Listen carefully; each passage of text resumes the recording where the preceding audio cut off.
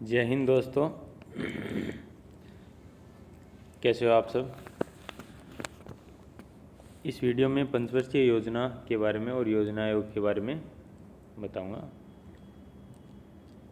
योजना आयोग का गठन कब हुआ, किस तरीके से कहाँ से योजना आयोग को लाया गया, किस हिसाब से कौन लेके आया, योजना आयोग गठन होने से पहले कौन कौन से प्लान आए और योजना आयोग में क्या क्या आया और कितनी हद तक योजना सफल रही।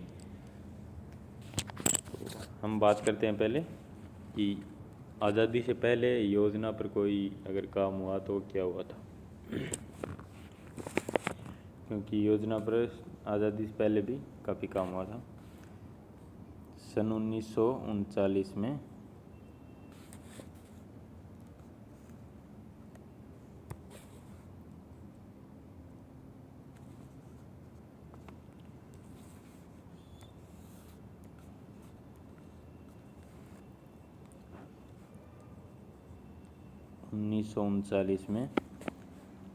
एम विश्वेश्वरैया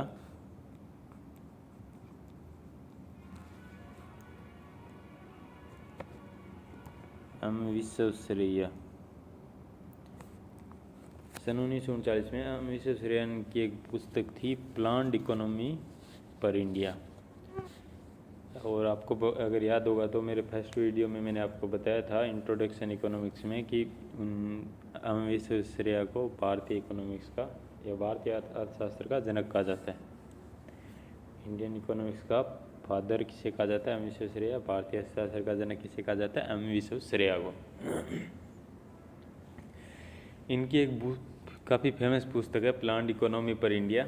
इसमें इन्होंने राष्ट्रीय आय को दुगुना करने के बारे में जिक्र किया था कि अगर हम राष्ट्रीय आय को दुगुना कर दें तो इकोनॉमी अपने आप ग्रोथ करने लग जाएगी। ये एक हद तक ये काफ़ी सही भी है। जैसे मोदी जी भी बात करते हैं जीडीपी बढ़ाने की, ये वो काफ़ी ये बात सही थी इनकी कि अगर राष्ट्रीय आय को दुगुना कर दे तो अपने आप इकोनॉमी बढ़ जाएगी। पर इसमें राष्ट्रीय आय को दुगुना करने में एक थोड़ी सी इनमें बताते हैं, अर्थशास्त्री के जो इसकी आलोचना करते हैं ये बताते हैं कि राष्ट्रीय आय को दुगुना करने का ये मतलब नहीं हो सकता कि हम जो ये है प्रति व्यक्ति आय बढ़ जाएगी इससे।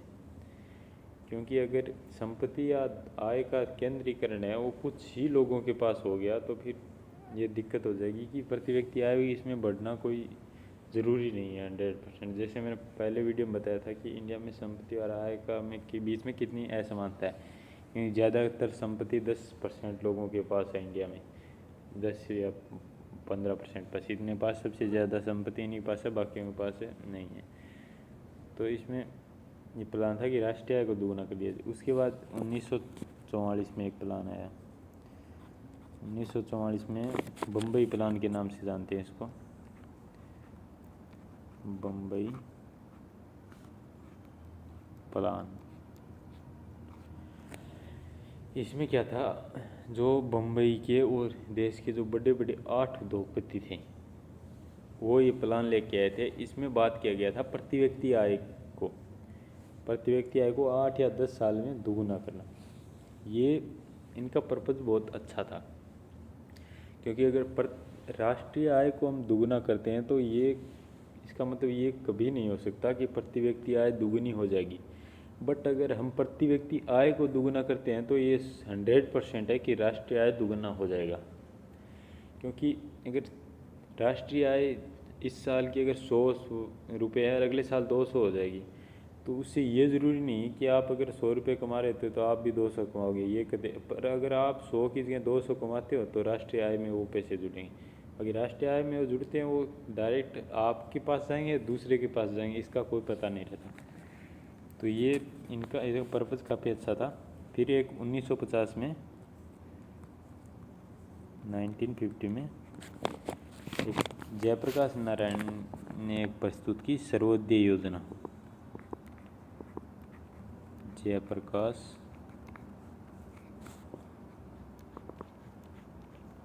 नारायण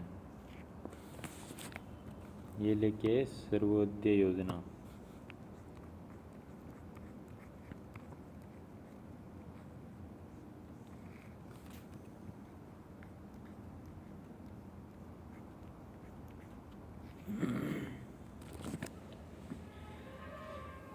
बट ये जब 1950 में सर्वोदय योजना लेके आए, उसी समय हमारे जो के.सी. नियोगी है वो थे सोवियत संघ के, सोवियत रूस के दौरे पर। तो वो वहाँ से नियोजन प्लान लेके आ गए। कब? के.सी. नियोगी।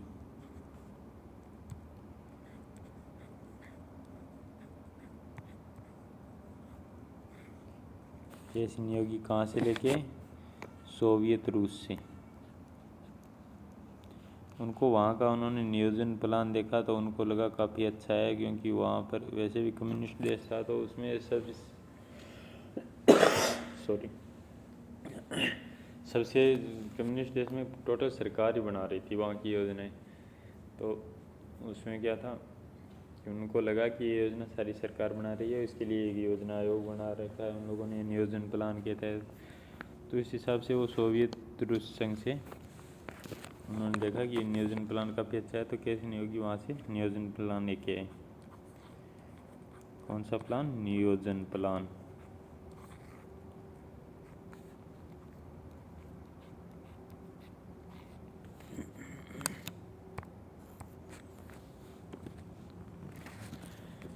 और नियोजन प्लान को समवर्ती सूची में जोड़ दिया गया। समवर्ती सूची में इसलिए जोड़ा गया, अगर सेंटर लेवल पर देखिए तो योजना या नियोजन जो प्लान है उसके तहत जो योजना बनाएगा वो कौन बनाएगा? सेंट्रल गवर्नमेंट बनाएगी। अगर राज्य पर भी तो योजना की ज़रूरत पड़ती है। अब ये तो है नहीं अकेला कि सेंटर के तहत योजना की जरूरत पड़ेगी, राज्य में कोई योजना लागू करने की कोई ज़रूरत नहीं। राज्य सरकार भी या स्टेट गवर्नमेंट भी तो कुछ योजना बनाएगी अपने राज्य के लिए, नहीं तो राज्य कैसे चलेगा। इसलिए इसको समवर्ती सूची में रख दिया गया। और इनके के.सी. नियोगी के परामर्श पर 15 मार्च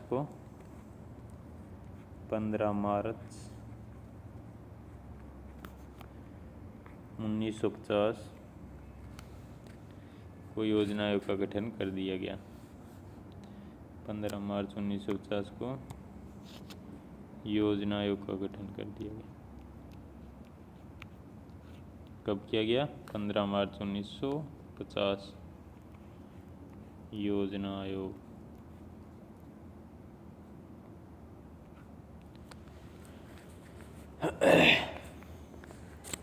और उसके बाद एक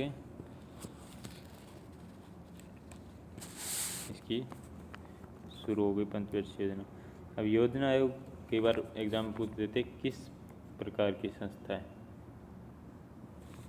तो योजना आयोग है। मैंने आपको पिछले वीडियो में इससे जस्ट पीछे एक वीडियो था, उसमें बताया था कि संवैधानिक क्या होता है। संविधान बनाने के जिसमें था वैधानिक, गैर संवैधानिक और असंवैधानिक के बारे में बताया था।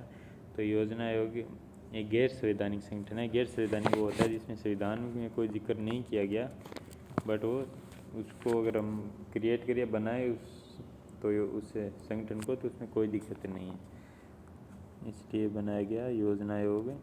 योजना आयोग गैर संवैधानिक संगठन है। इसका अध्यक्ष होता है प्रधानमंत्री। अध्यक्ष होता नहीं है, होता था, मोदी ने इसको रगड़ दिया। अध्यक्ष प्रधानमंत्री होता है और इसके उपाध्यक्ष कौन होता है? पता है आपको उपाध्यक्ष कौन होता है इसका? जो अर्थशास्त्री होते हैं, बढ़िया। कई बार आरबीआई का रिटायर गवर्नर जनरल को लेते हैं, किसी को भी ले लेते हैं जो बढ़िया अर्थशास्त्र का जानकार हो, उसको ले लेते हैं इसका उपाध्यक्ष के लिए।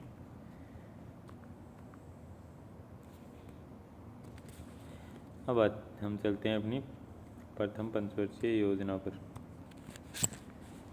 प्रथम पंचवर्षीय योजना में मैं 1-2 ऐसे लिखूँगा, पूरा ऐसे प्रथम पंचवर्षीय योजना ऐसे नहीं लिखूँगा, तो आप समझ जाना।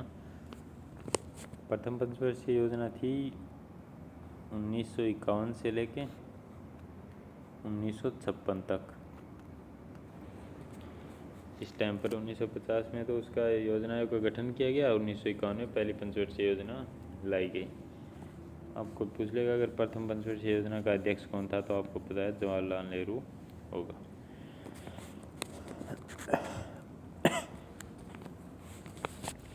अब एक और होता है कि योजना आयोग को अमल में लाने के लिए एक आयोग की ज़रूरत पड़ती है।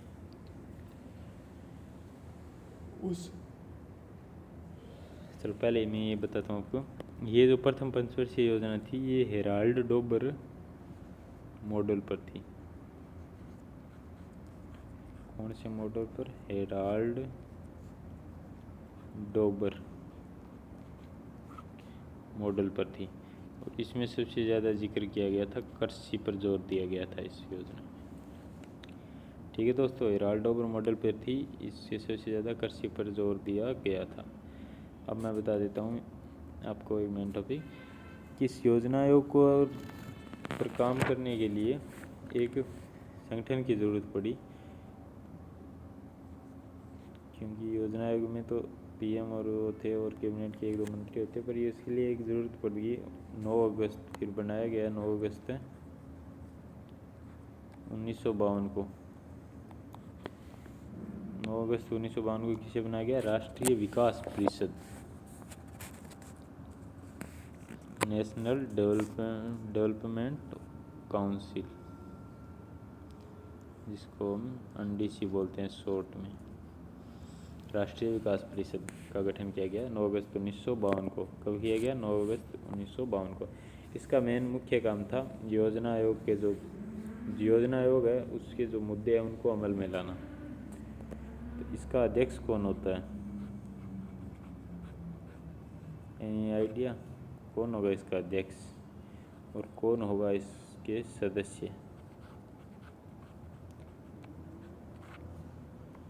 बता सकते हो दोस्तों कि इसका अध्यक्ष और सदस्य कौन होगा? अध्यक्ष होगा पीएम और सदस्य जो भी सारे सीएम हैं, मतलब चीफ मिनिस्टर या जो भी राज्यों के मुख्यमंत्री है वो इसके सदस्य होंगे।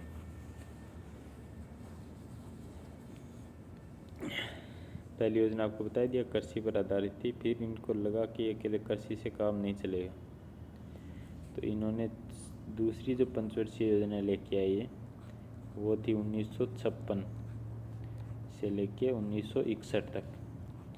ये थी पीसी महालनोबिस मॉडल पर। पीसी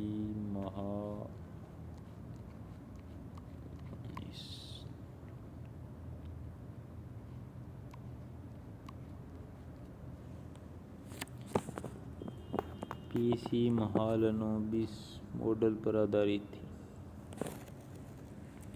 इसमें सबसे ज़्यादा जोर दिया गया भारी उद्योग को, क्योंकि प्रथम पंचवर्षीय योजना पूरी होने बाद उसमें कृषि पर था, तो समझ गए थे कि अकेले कृषि से काम नहीं चलेगा, उद्योग लगाने पड़ेगा। मशीनरी उद्योग सबसे ज़्यादा इम्पोर्टेंट था।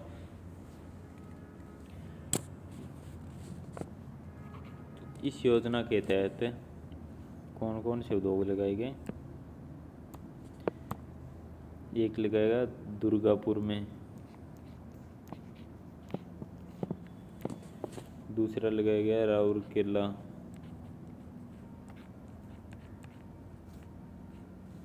और तीसरा लगाया गया भिलाई छत्तीसगढ़ में।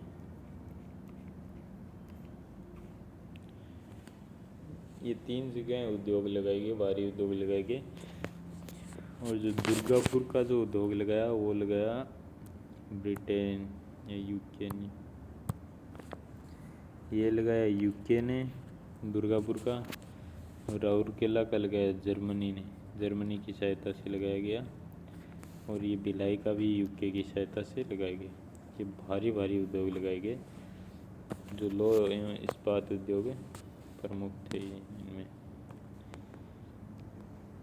ये हो गया द्वितीय योजना। प्रथम पंचवर्षीय योजना आप समझ गए, कृषि पर आधारित थी, हेराल्ड डोबर मॉडल पर थी और कृषि ज़्यादा इम्पोर्टेंट दी गई। और द्वितीय में कृषि को पूरी तरह से छोड़ दिया गया और पूरी तरह से भारी उद्योग पर ध्यान दिया गया। फिर इनको दिक्कत महसूस हुई, फिर ये लेके आए तीसरी पंचवर्षीय योजना रही 1961 से लेके 1966 तक। इसमें मिक्स कर दिया गया, एक तो पीसी महालनोबिस PCM समझ लेना आप। प्लस इसमें आगे चक्रवर्ती राजगोपालाचारी, चक्रवर्ती राजगोपालाचारी, इन दोनों के मिक्स सुझाव से और कृषि और उद्योग दोनों पर जिक्र किया गया। कृषि प्लस उद्योग,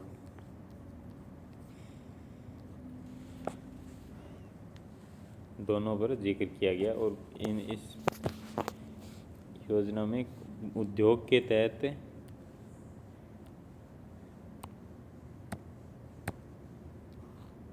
तहत लगाया गया बोकारो में उद्योग लगाया गया उद्योग के तहत। और कृषि के तहत इस योजना के लास्ट में कृषि पे ज़्यादा ध्यान दिया गया और हरित क्रांति शुरू हो गई इस योजना के लास्ट में। हरित क्रांति, अब आप समझ लेते हैं कि हरित क्रांति क्या थी। हरित क्रांति के में फसलों की पैदावार पे ध्यान दिया गया और इसका सबसे ज़्यादा प्रभाव पड़ा, अगर स्टेट के लेवल से देखें तो इसका सबसे ज़्यादा प्रभाव पड़ा था पंजाब पर। अगर स्टेट के लिहाज से देखें तो इसका सबसे ज़्यादा बेनिफिट पंजाब को हुआ। और फसल के हिसाब से देखें तो इसके सबसे ज़्यादा बेनिफिट गेहूं को हुआ। गेहूं की पैदावार पंजाब में बहुत हद तक ज़्यादा बढ़ गई थी, बहुत हद तक ज़्यादा बढ़ गई थी। कृषि के लिए सबसे बेस्ट थी हरित क्रांति। इसमें जो हरित क्रांति के जनक माना जाता है भारत में, वो माना जाता है एस स्वामीनाथन को। एस स्वामीनाथन। और विश्व में हरित क्रांति के जनक माना जाता है नॉर्मन ई बोरलॉग को।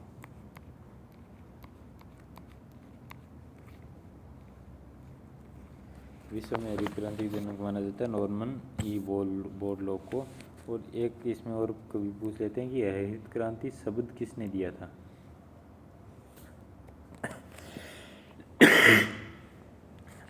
हरित क्रांति शब्द किसने दिया था? William grant.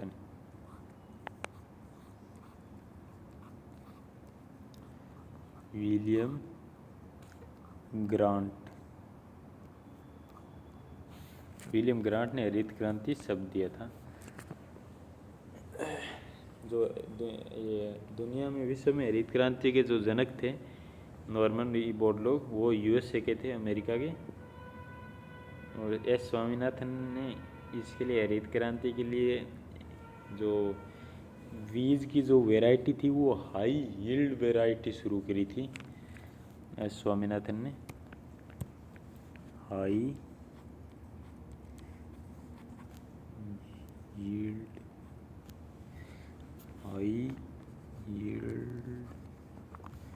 Variety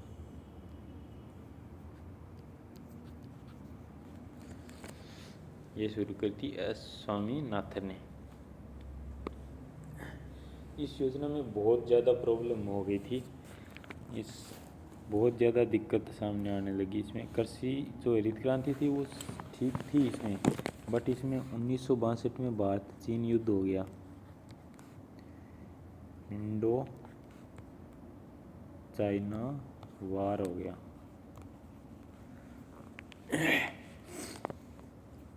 Indo China war हो गया और उसके बाद में 1965 में सूखा पड़ गया। 1965 में सूखा पड़ गया और अकाल भी पड़ गया। यहीं पर बीच में हमारे जो प्रधानमंत्री जवाहरलाल नेहरू की मृत्यु हो गई। सूखा प्लस अकाल।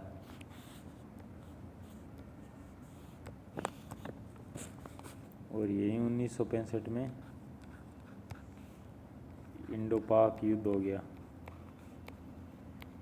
भारत पाकिस्तान का युद्ध हो गया। और फिर हमारे प्रधानमंत्री है लाल बहादुर शास्त्री जी, जिन्होंने नारा दिया था, जय जवान जय किसान। ये नारा इसलिए दिया गया था कि जब पाकिस्तान ने भारत पर जो 1965 का जो युद्ध थोपा था, उन्होंने सोचा 1962 में इंडिया ने चाइना के साथ लड़ाई करी है और वहाँ पर हार चुके हैं, तो ये मौका है हम वापस इंडिया पे कुछ कब्जा कर लेते हैं। तो उन्होंने अटैक कर दिया 1965 में। तो उस टाइम जो ये पंजाब हरियाणा, ये पंजाब साइड, इसमें ज़्यादा फसल पैदावार होती है, और अगर ये हल चलाने खेत में काम करना बंद कर देंगे तो कृषि पर बहुत ज़्यादा इफेक्ट पड़ सकता था। इसलिए लाल बहादुर शास्त्री जी ने ये नारा दिया था कि जय जवान जय किसान। जवान बॉर्डर पर रक्षा कर रहे हैं और किसान अपने खेतों में हल चलाएंगे और खेतों में काम करेंगे, कोई नहीं रुकेगा। तो किसानों ने भी इस बात को समझा कि अगर जवान इस टाइम बॉर्डर पर रक्षा कर रहे हैं, अगर उनको भी कोई प्रॉब्लम नहीं है, वो भी देश की रक्षा करें, तो हम घर पे रह के खेत में हल चलाने या खेत में काम करने से क्या दिक्कत है। तो उन्होंने उस बात को सुना, इसलिए उनका फेमस नारा था लाल बहादुर शास्त्री का, जो इसी कौन सी में तृतीय पंचवर्षीय योजना में दिया गया था, जय जवान जय किसान। इसमें इंडो चाइना युद्ध हुआ, इंडो पाक युद्ध हुआ, और 1965 में क्या पड़ गया, सूखा पड़ गया था। दोस्तों आप बता सकते हो ना कि इसमें कौन सा उद्योग स्थापित किया गया था तीसरी पंचवर्षीय योजना में? बोकारो उद्योग। और दूसरी पंचवर्षीय योजना दुर्गापुर, राउरकेला और भिलाई में स्थापित किया गया था, जो भारी उद्योग पर डिपेंड थी दूसरी पंचवर्षीय योजना। और प्रथम पंचवर्षीय योजना ओनली कृषि पर थी, दूसरी भारी उद्योग, तीसरी उद्योग प्लस कृषि दोनों पर डिपेंड थी। ठीक है दोस्तों, ये याद रखना। High yield variety S Swaminathan ने दिया था। और जो हरित क्रांति शब्द है वो विलियम ग्रांट ने दिया था। अब आती है अपनी चतुर्थ पंचवर्षीय योजना। ये जो चतुर्थ पंचवर्षीय योजना है ये है 1966 में। क्या था, लाल बहादुर शास्त्री, ये जो ये युद्ध हुआ उसके बाद में थोड़ी सी प्रॉब्लम सी महसूस होने लगी।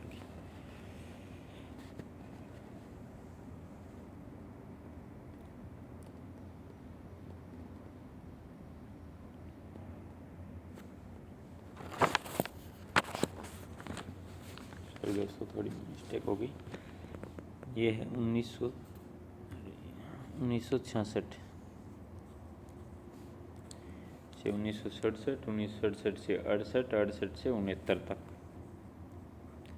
ये एक साल के लिए इसमें योजना बनाई गई थी। इसको योजना, अवकाश या प्लान और लीडर कहा जाता है।